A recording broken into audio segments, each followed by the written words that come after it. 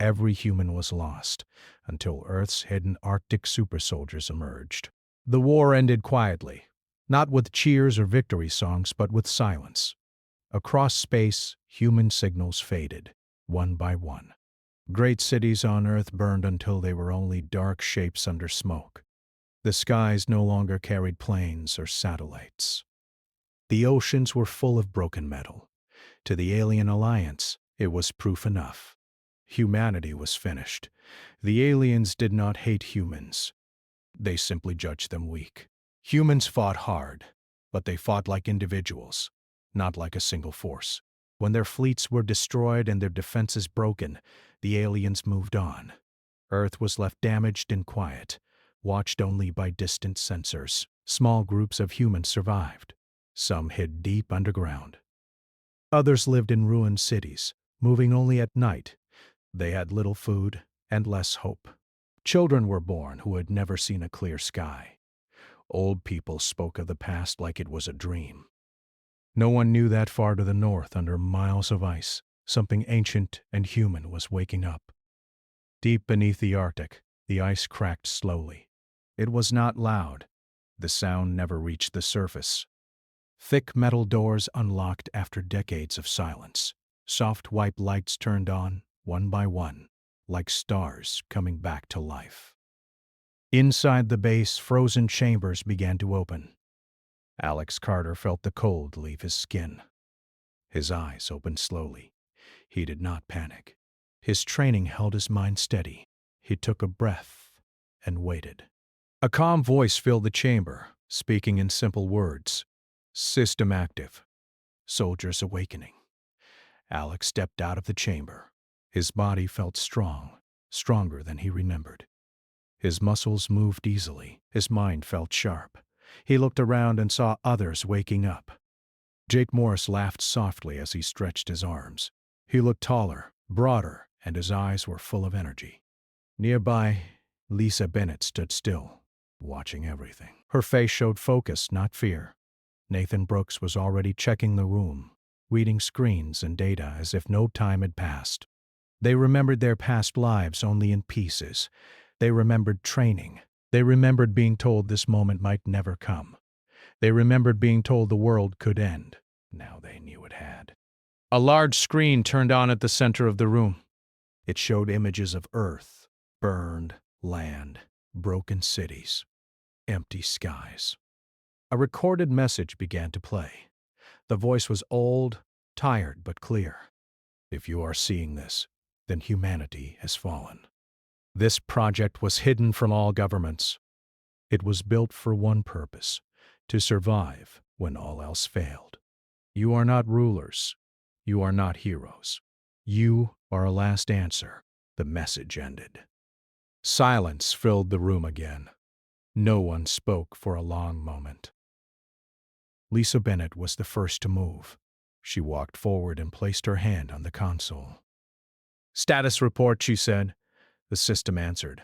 Alien occupation minimal. Human population critical. Earth classified as abandoned by enemy forces. Jake clenched his fists. They think we are gone, he said. Alex nodded. That is why we are still here. The soldiers were shown the truth.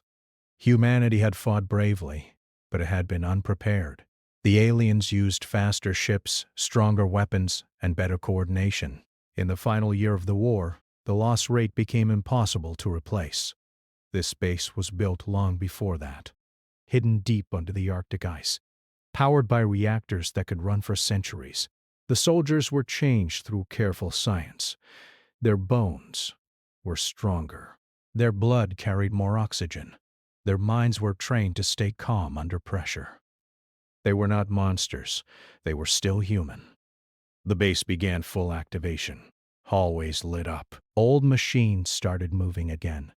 Hidden hangars opened, revealing dark ships shaped for speed, not beauty.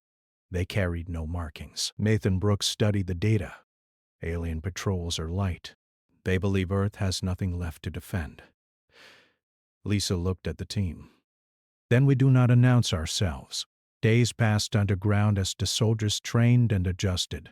They tested their strength. They tested their weapons. They ran drills again and again. Each of them moved faster than normal humans, but they still worked as a team.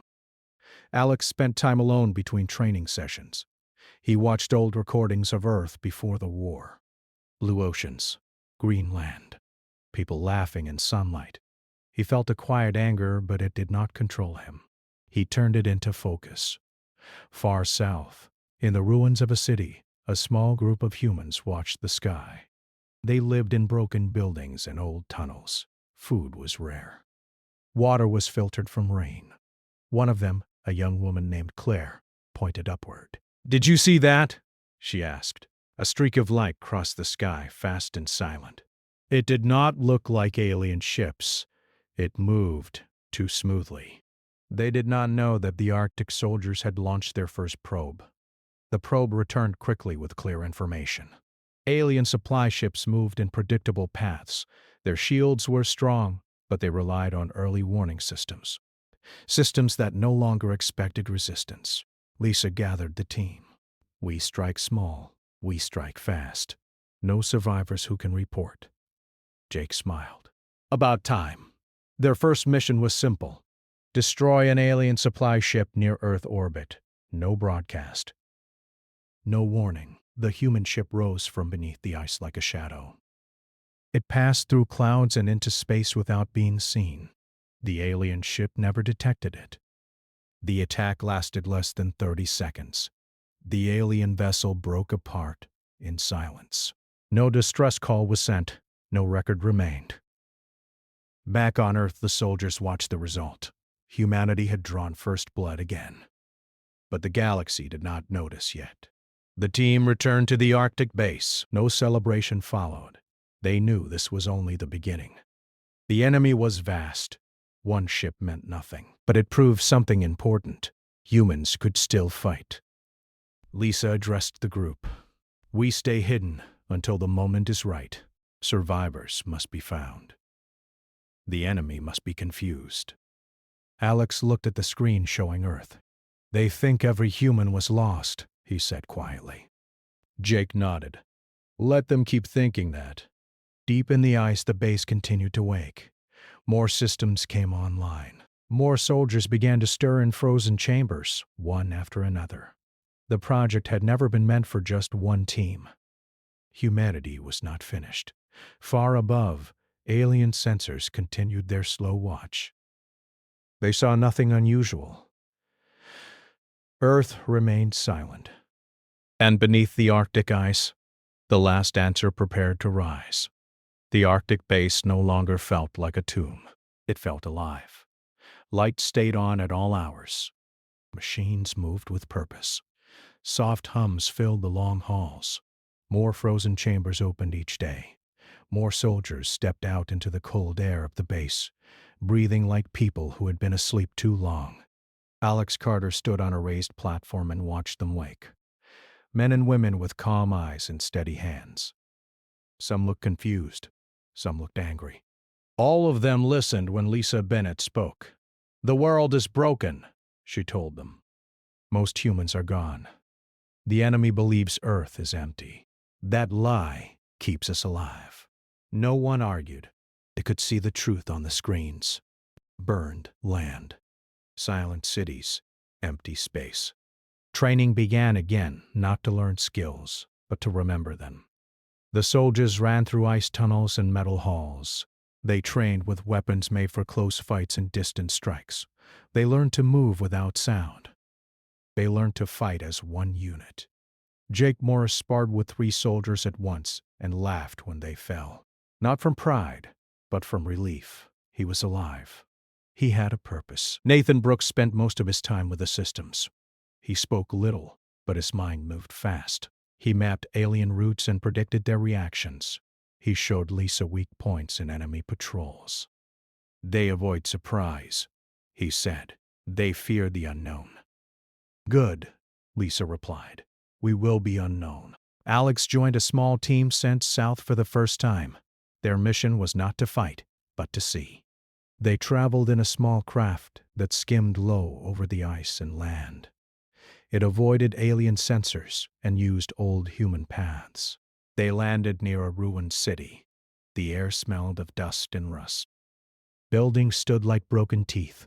Wind moved through empty streets. Alex signaled the team to spread out. They moved quietly, weapons ready but lowered. They did not want to scare anyone. They found signs of life underground. Warm air, old cables repaired by hand, footprints. Alex stepped forward and spoke softly. "We are human. We are not your enemy." At first, there was no answer. Then, a small door opened. Light spilled out. A man with tired eyes looked at them. "You are real," the man whispered. More survivors came out slowly. They stared at the soldiers like ghosts. Some cried. Some laughed. A child reached out and touched Jake's armor. "Are you soldiers?" the child asked. Jake knelt. "Yes. We came back." "Ugh." The survivors shared what little they had. Water. Dried food. Stories of hiding. Stories of loss. Alex listened and remembered why the base existed. They told the survivors to stay hidden. "Help is coming," Lisa promised through the link. Back at the Arctic base, more ships were prepared. Old designs, but improved. Silent engines. Strong hulls. Human technology shaped by years of fear and planning. The soldiers struck again. This time, 2 supply ships vanished near the moon. Then a patrol craft disappeared beyond Mars. Each attack was clean. No signals escaped. Alien commanders noticed gaps in reports. They blamed errors. Machines fail. They told themselves. Humans were gone. But rumors began to spread among alien crews. Whispers of dark ships. Of attacks without warning. Of enemies that did not show on sensors. One alien officer demanded proof. A patrol was sent closer to Earth. Nathan saw the change at once. "They are testing the silence," he said. Lisa nodded. "Then we answer quietly." The patrol never returned. On Earth, human survivors began to hear stories. Hidden voices passed the word from shelter to shelter. Humans were fighting again. Not openly, not loudly, but effectively. Hope is dangerous, some said. It brings risk. But hope also brings strength. Alex returned from another mission and stood alone near the ice wall. He placed his hand on the cold surface. He felt the weight of all the lives lost. He also felt something new. "We are not alone anymore," he thought. The base continued to wake more soldiers. Some remembered families they would never see again. Others remembered only duty. Lisa made sure they spoke, trained, and rested. She knew a broken mind could be as dangerous as a broken weapon. One night, cycle and alarm sounded softly. Not danger, but attention. Nathan spoke quickly. "Alien relay station detected. It controls long-range reports. If we remove it, Earth becomes invisible." Lisa did not hesitate. "Prepare a strike team." The relay station floated far from Earth, alone and confident. It had no heavy guards. It did not expect attack. Alex led the team. They moved through space like shadows. They cut into the station and disabled it without explosions. They erased records. They left nothing behind. When they returned, the galaxy lost its eyes near Earth. Alien leaders grew uneasy. Earth had become a blind spot. Some suggested sending a fleet. Others argued it was a waste. No life meant no value. Their delay saved humanity. Survivors on Earth received small drops. Food, medicine, tools delivered at night. No alien ever saw them. A woman named Emma held a warm pack of food and cried. For the first time in years, she believed tomorrow existed. Back in the Arctic base, Lisa watched reports of growing human movement. Small, careful, alive. "This is working," Jake said. "Yes," Lisa answered. "But the enemy will learn." Alex looked at the stars on the screen. "Then we will be ready." Deep beneath the ice, more chambers opened. More humans stepped forward. The last answer was becoming a force. And somewhere far away, an alien commander stared at missing data and felt something new. Doubt. The first true sign of fear spread through the alien ranks like a quiet sickness. It did not come from a great battle or a public defeat. It came from confusion. Ships failed to report. Patrols vanished. Supply routes became empty paths through space. Alien commanders demanded answers. Their machines showed no enemy. Their record showed no human fleets. Earth was marked as dead. Yet something was clearly wrong. Nathan Brooks watched the patterns from the Arctic base. He did not smile. He only pointed at the screen. "They are moving slower now," he said. "They are afraid to move alone." Lisa Bennett folded her arms. Fear makes them careful. Careful makes them weak. Alex Carter stood beside her. Then we pressed them harder. The soldiers changed tactics. They no longer struck only supply ships. They began to target command relays and fuel depots far from Earth. Every strike was planned to look random. No clear pattern. No clear source. Alien crews began to whisper. Some spoke of humans returning from death. Others spoke of a new enemy that wore human shape. Many refused to believe humans could be this effective. One alien ship captured a faint signal during a failed ambush. It was human, simple, clear. "We are still here." The message spread faster than the truth could stop it. On Earth, human survivors began to move more openly. Still hidden, still careful, but no longer frozen by fear. Groups joined together. Old radios crackled to life. Old maps were shared again. Alex led a mission to free a group of captured humans from an alien labor site. The camp sat in a deep canyon, guarded by towers and drones.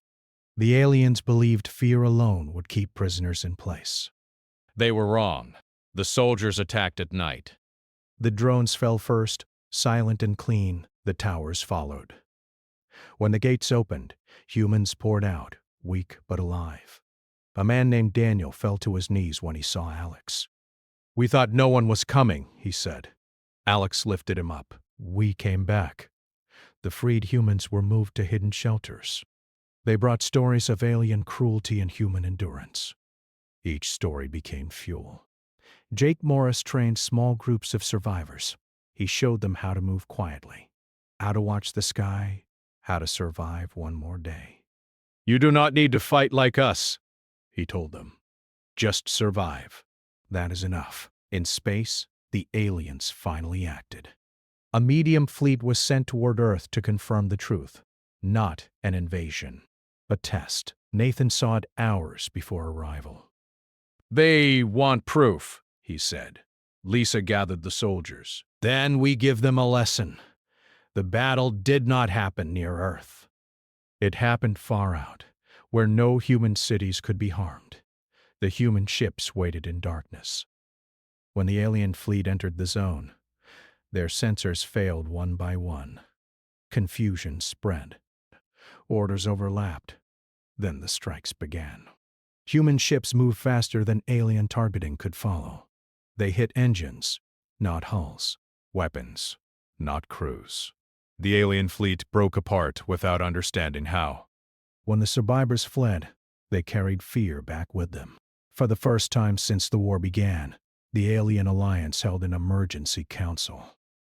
Humans were declared an active threat. The word spread across the galaxy. Some alien races laughed. Others remembered old warnings about human stubbornness. A few began to prepare defenses. Lisa watched the council recording. "They see us now," she said. Alex nodded. "Then we stop hiding." The soldiers increased their operations. They did not attack civilians or neutral worlds, only military targets. Only symbols of alien control. Nathan launched false signals across space. Alien fleets chased ghosts. Resources were wasted. Trust between alien commanders began to break. On Earth, the change was visible. Small lights appeared at night. Fires burned again. Children laughed in places that had known only silence. A woman named Hannah looked at the stars and whispered thanks to people she would never meet. Alex returned from orbit and walked through the base. More soldiers filled the halls now. The project had reached numbers never tested before. Lisa met him near the command room. "We are waking the final chambers," she said. Alex took a breath. Then there is no turning back. The next months were filled with constant motion, battles, rescues, rebuilding. The soldiers were tired, but they did not slow. Jake was injured during a rescue, a deep cut across his side. He refused to rest until the last civilian was safe. "Humans first," he said through pain. The aliens attempted a trap near a distant colony world. They baited a signal and waited with heavy firepower. Nathan saw the pattern just in time. "They think we rush without thought," he said. Lisa smiled slightly. "Then let them think that." The human response was not direct. Instead, their allies among freed humans sabotaged alien fuel stores on nearby moons. The trap collapsed before it could close. Alien commanders argued. Accusations followed. Some were removed. Others resigned. Fear became anger. Anger became mistakes. Alex led a strike against a major alien command ship. It was risky. The ship was heavily guarded. The team breached the hull and fought through narrow halls. The aliens were strong, but slow to adapt. Humans changed plans in seconds. When the command ship went dark, alien coordination across 3 sectors failed. The galaxy felt the shock. Humanity was no longer a rumor. It was a force. Lisa addressed all active units. "We are close to the end of this phase," she said.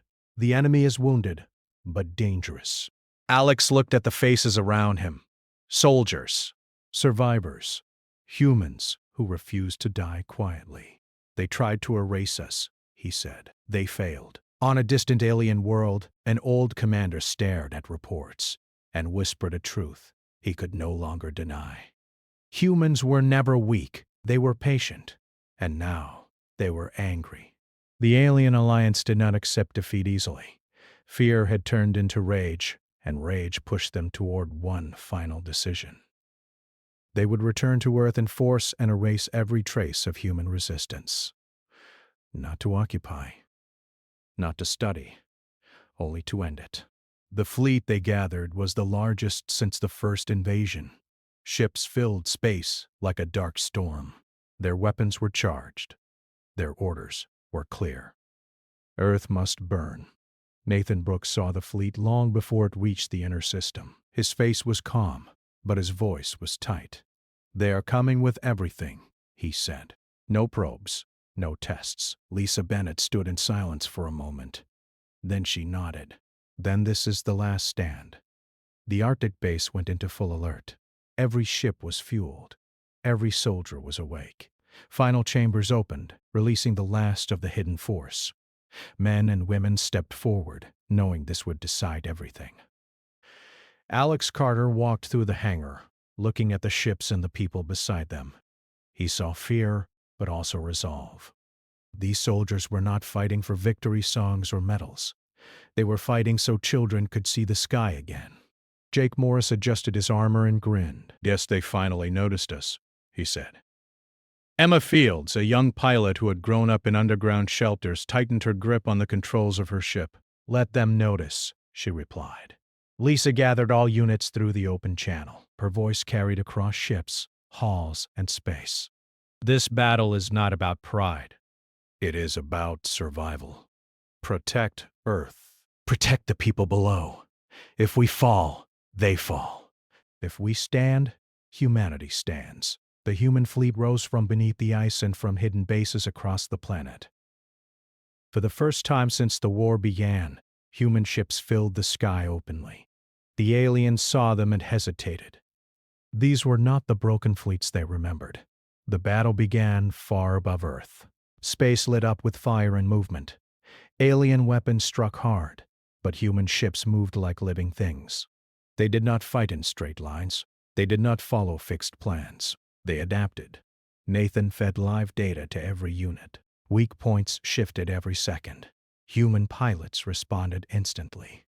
Alien ships began to fall, but the enemy numbers were vast. For every ship destroyed, 2 more pushed forward. Some broke through toward the planet. Alex led a defense group straight into the heart of the alien advance. His ship took damage, alarms flashing, but he stayed focused. "Target their command core," he ordered. Human ships followed him into danger.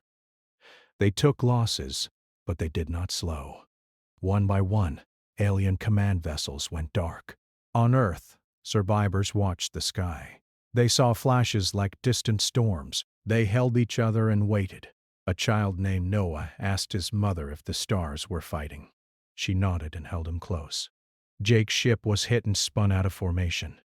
He fought the controls and laughed through clenched teeth. "Not today," he said. Emma flew close and shielded him, taking hits meant for his ship. Together, they broke free and returned to the fight. Lisa commanded from the center, her voice steady even as reports turned grim. "Hold the line," she said. "Every second matters." The aliens launched their final push. Massive ships moved forward, weapons glowing with power meant to crack planets. Nathan saw the charge and spoke quickly. "They are preparing a surface strike. If it lands, Earth is lost." Alex did not hesitate.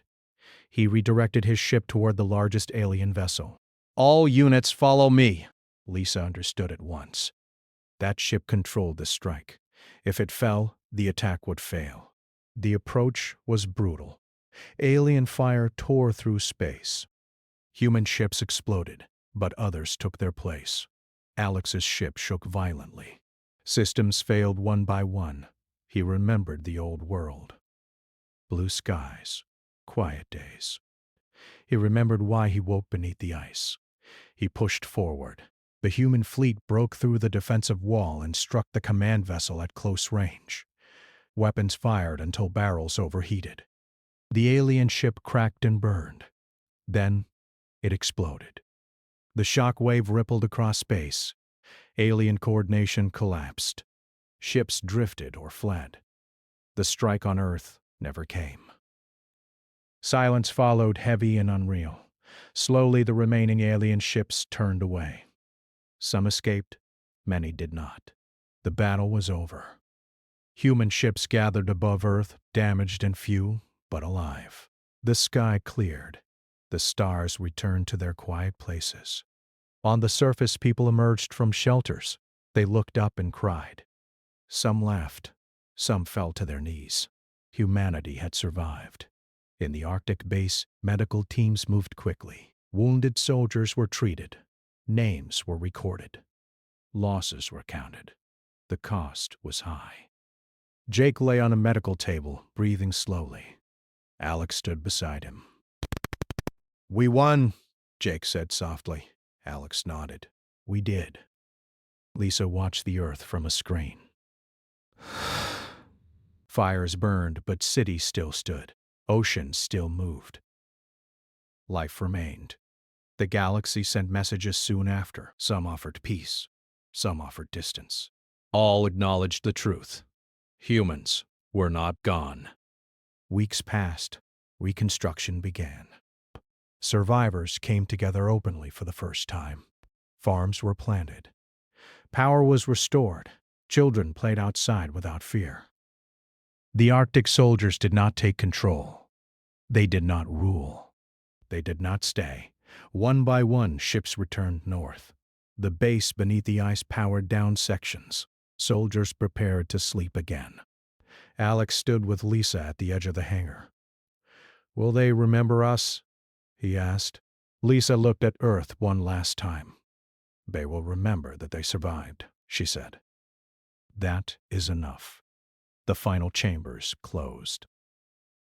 The ice settled. The Arctic became silent once more. Across the galaxy, a new lesson spread. Humans could be pushed to the edge. They could be broken. They could be lost. But when all seemed finished, they returned. Not loud, not proud, just unstoppable.